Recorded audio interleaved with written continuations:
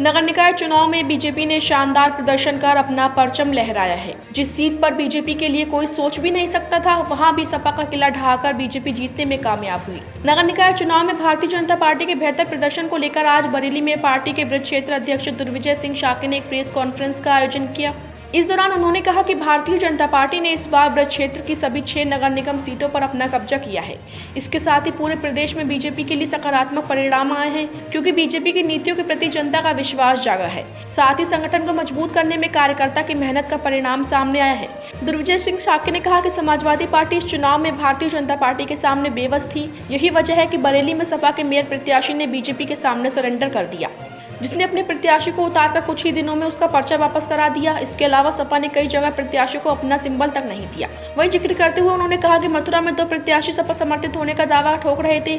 BJP के ब्रज क्षेत्र अध्यक्ष दुर्विजय सिंह शाक्य ने कहा कि भारतीय जनता पार्टी ने कई नगर निगम में पहली बार मेयर पद का चुनाव जीता है। समाजवादी पार्टी का गढ़ कहा जाने वाले आजमगढ़ में भी बीजेपी ने उसका किला ढाया है।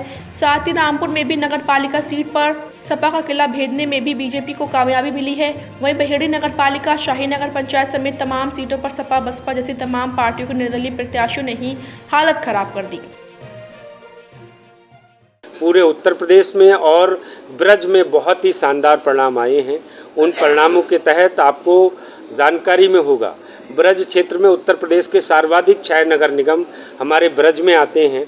तो ब्रज में 6 के 6 नगर निगम में भारतीय जनता पार्टी एक मत से चुनाव जीती है, एक तरफा चुनाव जीती है, जिसमें बरेली जैसे शहर में समाजवादी पार्टी की हिम्मत अपना सिंबल देने की नहीं हुई। जो हमारी मुख्य विपक्षी दल है, मुझे ये बताते हुए गौरव फील हो रहा है कि वो लोग अपना कैंडिडेट सरेंडर कर दिए पहले ही, यानी उनकी हिम्मत नहीं हुई कि वो हमारे सामने चुनाव लड़ पाए। और भी कई स्थानों पर ऐसा हुआ है। मथुरा में उनके प्रत्याशी आपस में लड़ रहे थे कि हम कैंडिडेट हैं, कि हम कैंडिडेट हैं।